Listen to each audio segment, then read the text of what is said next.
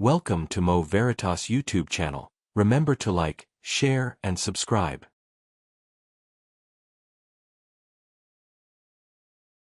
In October 1902, the 11th Sultan of Sokoto, whose name was Abdurrahman, died. At the time of his death he was living in a town near Sokoto called Wano, and it is there that his successor was chosen. The name of the new sultan was Muhammadu, or Ahmadu, and his nickname was Attahiru, which means the Spotless One. His reign was only a short one, but it was one which was full of adventure, and was a credit to both him and his people. The true story of the events which happened has never before been told, and most of what now follows is gathered from either the speech or the writings of people who were actually there at the time. When this book was first written, there were still quite a number of old gentlemen living in northern Nigeria who fought in the battles, and 5 of them have given their accounts of what happened. 2 of these 5 are well-known people. One is the Askira, whose name is Maimena of Jega. The other is Malam Nagwamats of Sokoto, who was a well-known schoolmaster at Katsina Higher College who taught many very famous Nigerians, whose names are Hassan Kef. The other 3, whose names are Hassan Kefi, Shehu Dan Jakadan Durman Shura and Maitama Dan Makaman Dan Rimi, are simple men of humble origin. Only in the case of Maimena of Jega, however, have any of these adventures been told before. The story is also made up of accounts which have been taken from the writings of Lord Lugard and his soldiers and of other famous Europeans like Major Burden, the first resident of Sokoto, whose Hausa name was Myfarin Kai, the white-headed one, and Mr. Temple, first resident at Bachi, called Dogon Lamba, the long mark, nickname for a tall man. Also, Dr. Cargill of Kano, called My Gun Duma, he who divides up the country, and Captain Abadi of Zaria, known as My Jemina, the man with the ostrich, have a part to play. All these famous men, Nigerians and Britons, met in war near the turn of the century. Out of the fighting which then took place, great friendship and understanding has arisen between the people in the north of Nigeria and the people of Britain, and only 57 years elapsed before Nigeria became an entirely independent nation and a full member of the British Commonwealth. So that the history of the events which led up to this great achievement may not be lost, this story has been set down. During the years before 1900, the British had become increasingly interested in the lands and people bordering on the valleys of the rivers Niger and Benue. There were many attempts to make contact with their rulers, and in particular, throughout the 19th century, great explorers like Mungo Park, Clapperton, Denham, Lander and Barth visited Sokoto, Bornu, Kano, Yola, Yori, Busa and many other places. They came overland. About this time, too, there were other Englishmen trying to make a way up the Niger and the Benue from the sea. Of these one was MacGregor Laird and another was Drive W. B. Bakey. It was these last people who laid out the place which is now called Lokoja, at the confluence * of the Niger and Benue rivers. During the last 20 years of the 19th century, a trading company was formed in London called the Royal Niger Company Chartered * and Limited, and this was given authority by Queen Victoria to govern the lands around these rivers. The chartered company had its headquarters at Lokoja. For nearly 20 years, the company tried to govern the territory which was allotted to it. To do this, it made treaties with many emirs and chiefs, and in particular, in 1885, with the 10th Sultan of Sokoto, whose name was Umaru, and with the 9th Emir of Gwandu, whose name was Maliki. It soon became clear, however, that these treaties were misunderstood, and the company claimed that they had far greater powers under them than the Sultan or the Emir ever agreed was intended. As a result of this, the friendship between the British company and the Sultan of Sokoto did not grow as had been hoped for, and things began to get worse and worse. At about the same time, too, the French began to approach the area which Britain regarded as hers. For several years Britain and France argued about who should be responsible for parts of the territory, particularly that around the Niger near Borgu. Result of this, the British government decided to send their own soldiers to keep the frontiers safe, and in 1898 an Englishman named Frederick Dealtry Lugard, who had been an army officer and later an official of the Royal Niger Company, was given authority to recruit men locally to the West African Frontier Force. These soldiers were the forerunners of the present Nigerian army. Things were still not very satisfactory, however, and in 1900 the British government took over from the Royal Niger Company the responsibility of governing. The country. A new country called the Protectorate of Northern Nigeria was proclaimed at Lokoja on January 1900 and Lugard became the first High Commissioner. The area claimed as the Protectorate included Sokoto, Gwandu, Bornu and Kano, and in fact was very much the same as the area of the 6 northern states of Nigeria today, except for Sardana province which was added later. Lugard sent a messenger named Kiari to Gwandu and Sokoto in about August 1900 with copies of this proclamation, so that the Sultan and the Emirs should know what had happened. Although Kiari reported that he delivered them, neither the Sultan nor the Emir of Gwandu wrote back. Between 1900 and 1902 Lugard spent the time in setting up his government and in sending his soldiers to Yola, Bida, Kontagara, Bauchi, and Bornu. In Bornu and beyond its borders to the north and east the French were fighting with Rabe, who had brought a private Dikwa army from the Sudan and set up his headquarters at Lugard did not send his soldiers to Sokoto, Gwandu, Kano, or Katsina. Nor did he really try to reopen friendly relations with either the Sultan of Sokoto or any of the Emirs. He did, however, write at least 2 more letters to the Sultan. In one letter he told him about the deposition of the Emirs of Bida and Kontagara in 1901, and in the other he told him about the deposition of the Emir of Bauchi in 1902. It is certain that the Sultan replied to this last letter, since the original copy of it is preserved in the National Archives at Kaduna. Lugard's letter had been sent through Major Burden, the resident at Bida. He, too, received the Sultan's reply, which he then forwarded to Lugard with a note. It reads as follows. Received and translated at Djidda, it being the answer to the letter sent by H.E. the High Commissioner through my hand to Sokoto, and dispatched from Bida, March 17, 1902. May 28, 1902. Alder Burden. Resident Nup Province. Translation of a letter from the Emir of Sokoto. In the name of God. To Governor Lugard.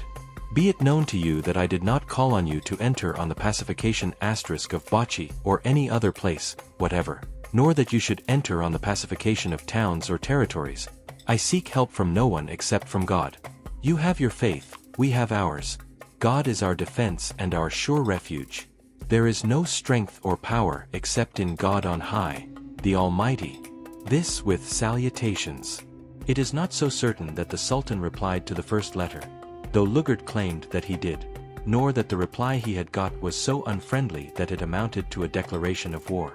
Lugard therefore began to make preparations to send his soldiers first to Kano, next to Katsina, and then to Sokoto. To do this, he had to have somewhere where he could collect together the very large quantity of food, stores and ammunition which would be necessary before he could begin a campaign. Accordingly, in the middle of 1902, he sent a Captain Abadi to Zaria as resident. Soon the resident quarreled with the Emir. He accused the Emir of siding with the Emir of Kano, who was thought to be unfriendly to the British. As a result, the High Commissioner, Sir Frederick Lugard, deposed the Emir of Zaria, whose name was Kwasa. When this was done, the way was clear for Lugard to set up his base at Zaria, and, by about November 1902, he had collected in Zaria all the soldiers, guns, ammunition and food needed for the advance against Kano and Sokoto. Lugard also knew, however, that there was a large arsenal of weapons and ammunition in Kano, since he had reports from people who had been there quite recently. One of these was Maimena of Jega, who was mentioned at the beginning of this chapter. Maimena was born in 1874, the grandson of a man called Abiga, a Margi who had been rescued from slavery by the explorer Barth, and had returned with him to England. In 1857 Abiga came back to Africa and settled at Lokoja. He abandoned the Christianity which had been taught him in England and once more became a Muslim. After many adventures, Abiga was appointed chief of Lokoja in 1900. His daughter, Salamatu, had married. The Story of Maimena of Jega, Chief of Askira, edited by A. H. M. Kirkgreen, published in 1958 by the Northern Regional Literature Agency, Zaria. A Hausaman named Urima Abdu, and went with him to Jega in Gwandu Emirate. There, Maimena, named Muhammadu, was born, but shortly afterwards his father died and his mother returned home to her parents in Lokoja. Maimena was brought up by his grandfather, and at the age of 20 he entered the service of 2 officers of the Royal Niger Constabulary.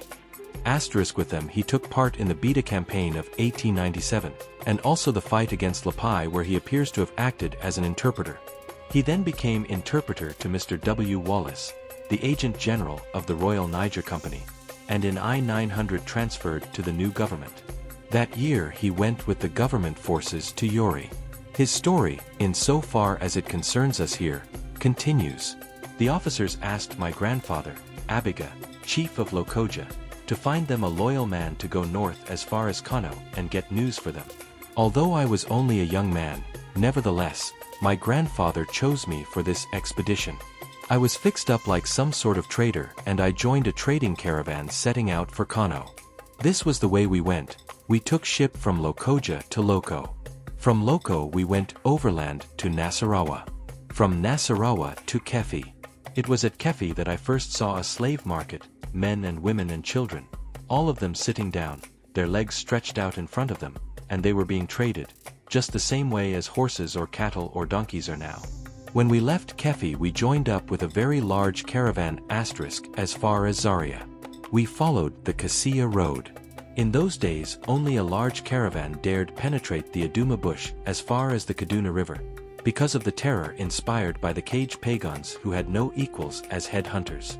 They used to split open the heads and clean them up. They used these skulls as calabashes for the bride and bridegroom to drink beer out of at wedding feasts. From Kasia we pushed on until we got to the Kaduna River. Here the road to Bachi and the road to Zaria parted. That for Zaria went to Gurku, that for Bachi to Riraway. We got safely to Gurku. From Gurku we went on to Laria. This was during the reign of Kwasa as Emir of Zaria. But at this time many of his chiefs were on bad terms with him. At the same time that I got to Zaria, the Emir of Kontagara, Ibrahim Nagwamats, was not on good terms with him either. He was occupying a town called Kaya and was raiding the Zaria marches. From Zaria we went on to Gimi, then to Dan Soshia, then to Madobi, then to Kano. When we got to Kano we found that the Emir Aliyu and the Emir of Hadijia, Muhammadu, were at war with each other. This was when the Galadima of Hadijia had killed the chief of Duts district, whose name was Gadawar and who was a Kano man. The Emir of Kano sent Kolo, the chief of Gaya, and Dano, chief of Kunchi, to raid the Hadijia borders in return. If a Hadijia man came to Kano and was recognized, he was certain to be killed. The same applied to a Kano man in Hadijia. Believe it or not, but with my own eyes I saw 2 men beheaded in Kano because they were said to be from Hadijia. Anyway, when I got to Kano, I stopped at the house of Muhammadu Malayari in the Dagarda quarter. He had himself lived for a time in Lokoja. Formerly, also he had been a friend of mine, and I knew he could keep a secret. He it was who got me an audience with Muhammadu, the Wambai, younger brother of the Emir Aliyu, but a full brother, out of the same mother. I bargained with him for my goods. I had taken some small umbrellas, which were very pretty, and some watches. A certain storyteller and singer bought some for him. When the watch stopped, the Wambai sent for me and told me that the watch had gone wrong. I said, "No, it has not gone wrong." Then I showed him how to wind it and it started again. Thereupon he brought out his gun. There was nothing the matter with it except that a few screws were loose and sticking. I tightened them up and washed the gun in oil. When I had done so, he put in a cartridge and it fired. From that moment, I was his man.